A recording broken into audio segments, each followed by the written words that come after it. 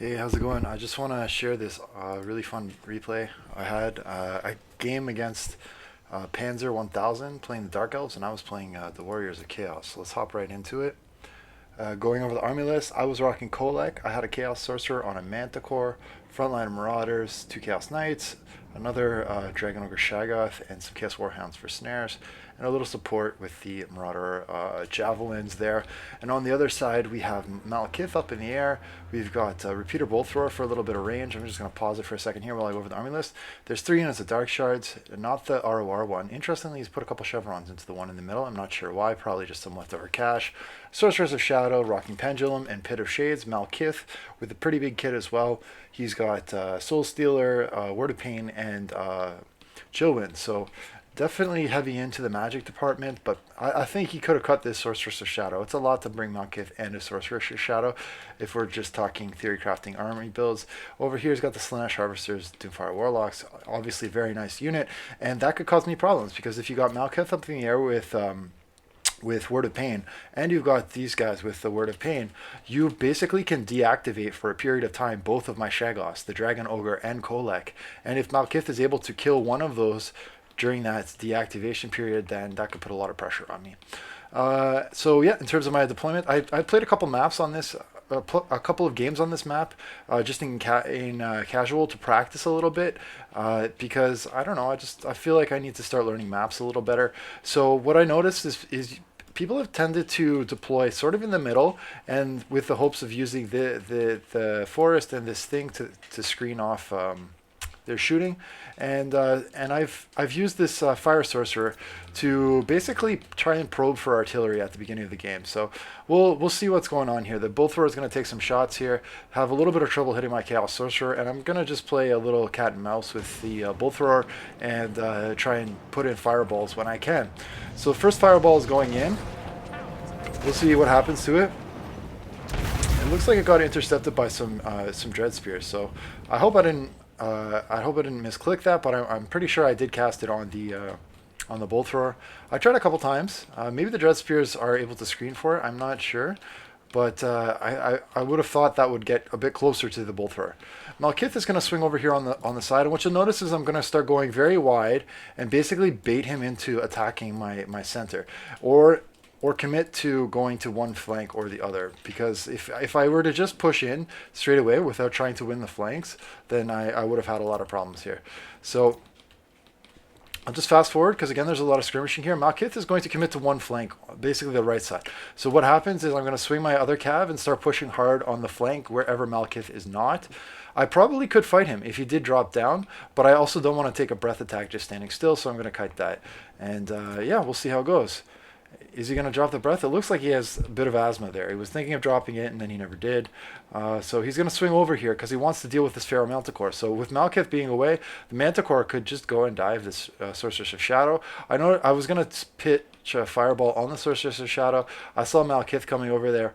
I decided, you know what, these Dark Shards were all lined up sideways. I can spit a Fireball across them, but he actually rotates his Dark Shards just as I spit the Fireball, and I was super disappointed about that because I would have gotten a ton of value by shooting across the line at like 3 units of Dark Shards. So a little bit unfortunate there. Had he been on the ground too, it might have done a bit more damage because the trajectory would have gone like along the ground rather than from the sky to the ground and then only hitting that middle unit. But yeah, I like the mobility of this guy. I had talked to my opponent after the game, and he did say that was causing some problems. So Malekith has a speed of 90, right? Chaos Sorcerer only has a speed of, what, 85? So Malekith should be able to catch the Chaos Sorcerer if he's determined enough. And the only thing is, if Malekith goes too far away from his main forces, that opens up opportunities for me, and I saw that's exactly what was happening. So Malekith is chasing my Sorcerer. Fine, but that's a lot of resources. Like, that's almost a 4k unit, chasing 1k and 300. And while that's happening, if he lands, I spit fireballs on him. If he doesn't land, he's just going to tap my sorcerer and kind of go slowly. That's why I was saying, like, after the game, maybe if he put his Sorceress of Shadow on a Pegasus mount, he could have used that to catch the Manticore one in the air a little bit faster and use that for the snare, and then Malekith to follow up and do the damage. So I hadn't seen the Slaanesh Harvesters, I don't think, at this point, and so that was some sneaky stuff to kind of just have them screening. What I think he could have done with the Slaanesh Harvesters is probably start getting in some charges here, but he's got to be really careful. If these Chaos Warhounds catch the Slaanesh Harvesters, I have a ton of things that can go over there and give them a really bad day. So this was a big fight here. So Malkith did land on the ground, and what I did is I used the Chaos Warhounds to basically snare Malkith and debuff him, and then the Chaos Knights with lances to come over here and give him the business. So he did take a lot of damage here. I also had the Fire Sorcerer pitching in fireballs, and his morale is getting really low. Granted, I am taking some shots to the face from this Bolt Thrower.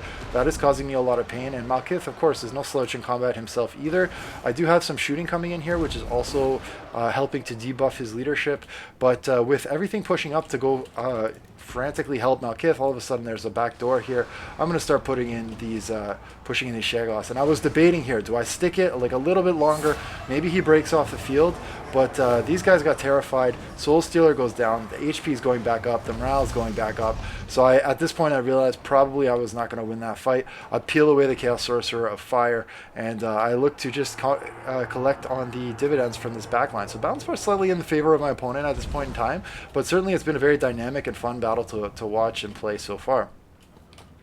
Over here, the Skirmishers are going to continue to shoot into Malkith. They're doing okay work, so he's going to think twice about attacking that unit of infantry. So let Harvesters get in here on these Marauder Horsemen with throwing axes, but fortunately for me, these Chaos Knights and the Chaos Warhounds with poison rally on the edge of the map, and they are exactly the counter I need to deal with those Slaanesh Harvesters.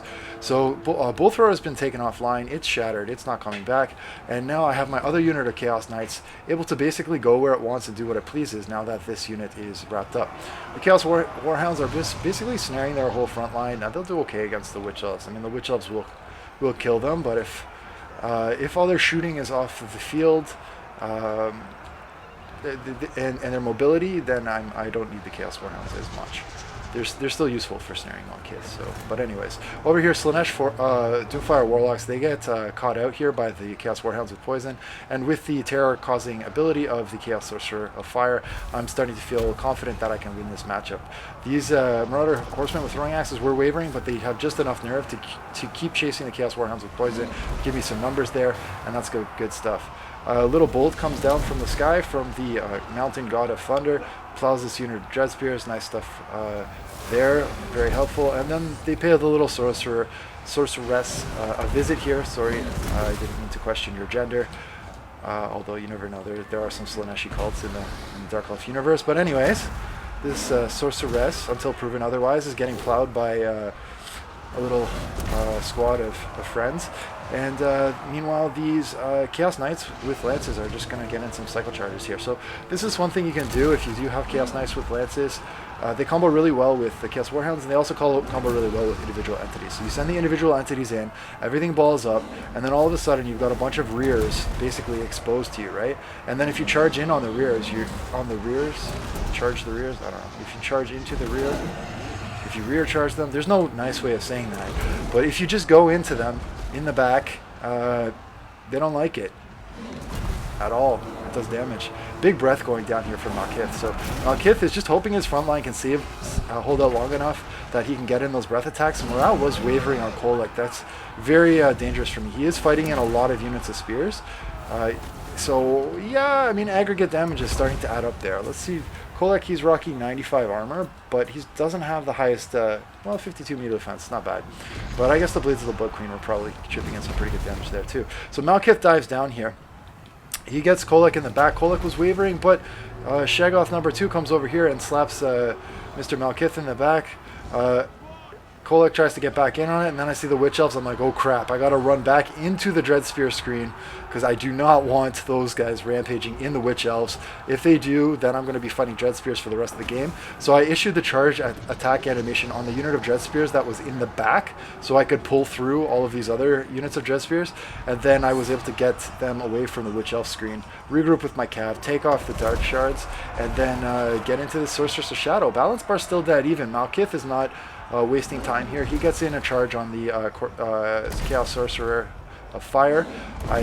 I believe I wanted to dive the Sorcerer of Fire down on his caster and forgot that Malkith was still roaming in the air there. I have a couple of regrouped units on the periphery, but not very much. Mostly what you see is what you get at this point in the battle. It's just a lot of infantry, 2 Shagos, Manticore, and yeah, bit of tattered infantry, but another huge bullet goes down. Doesn't shift the balance bar too much. It's still pretty even, but the Slanesh Harvesters are on life support now with only 15 unit models, and with them fleeing, all of a sudden I have a lot of mobility control in this game. So a Chaos Sorceress can now freely dive the Dark Shards or other things without worrying about getting snared, then Witch Elved, and then Dread Speared. Like, that combo would have been really tough. And Dragon Ogre and Kolek are just going to go to work on these Blades of the Blood Queen, because without Malkith or the Dread Spear support, they can take that very elite unit off the field. And putting in those hits on the Blades of the Blood Queen, that $1,500 unit, that's for the first time in the game starting to shift the balance of power in my favor. Marauder Horsemen are going to start shooting in on these Witch Elves, and yeah, starting to look a little bit rosier for me. Slanesh Harvester is going to rotate over here. I'm going to try and get this very tattered unit of Chaos Knights just to swing around the back and hit these units of Dark Shards. Witch Elves get plowed with Mountain God axes. This guy's going to rampage, but at this point it doesn't really matter, to be honest. If the Dark Shards were able to shoot all day, maybe, but these guys have taken a lot of damage. They're just going to tear her out, and I was fortunate to catch these Slanesh Harvesters sleeping here. I can just fly over there with my Manticore, finish that off, and then let these guys do the rest of the work. So, yeah. Getting the Dark Shards out was very helpful there. Malkith, maybe he played it a little too safe. I mean, maybe he needed to get down there and just try and do the business. He is going to get in here and try and break off Kolek. Kolek is very, very low, losing decisively. What's he sitting at? 500 HP. Chaos Manticore going to come in here and just even the odds a little bit. I will try and peel out with Kolek, but I'm debating if I should just, you know, surrender the fact that he's going to die instead of showing him my back and then just go in. But I do decide to pull out just in time. Malkith decides to pull out too, and since I see he was fleeing, I decide to go in one more time, drop the hammer, get a rear charge in with these Chaos Knights, which are no slouches, and that's pretty much it. So super well played to my opponent, Panzer 1000. I had a blast going against the Dark Elves. I love the Dark Elves. I think it's really hard to win with them right now because they are an army that wins through their infantry primarily, and infantry has fallen off the meta pretty hard. Like, the way you win now is with shooting and rare monsters and beasts. Unfortunately, it's not really with infantry. The only exception to that might be the dwarfs or the beastmen, because their infantry is low cost. It's very cost effective, let's say. And then yeah, I'm super thrilled with these Chaos Knights and Chaos Warhound combo is amazingly strong. Actually, Chaos Warhounds with Beastmen are also I've seen them do a lot of work, and I think lately I've been trending towards armies that can control the mobility game. If you can't control the shooting, you at least want to control the mobility.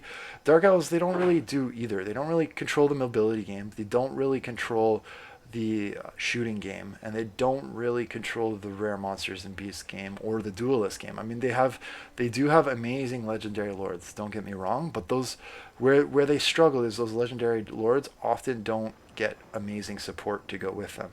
Like here I had Kolek plus a Dragon Ogre Shaggoth, and here it was just Malkith in the sky. If you brought another like another dragon, I still think these two could have won, and he would have spent probably 7k of his army almost on just 2 units. Whereas the Chaos, I could get Kolek plus this other one for about 5k, and at 7k you're not wide enough to deal with a lot of things. So, at least in my opinion. Yeah, thanks for tuning in. I hope you enjoyed the replay, and we'll catch you around.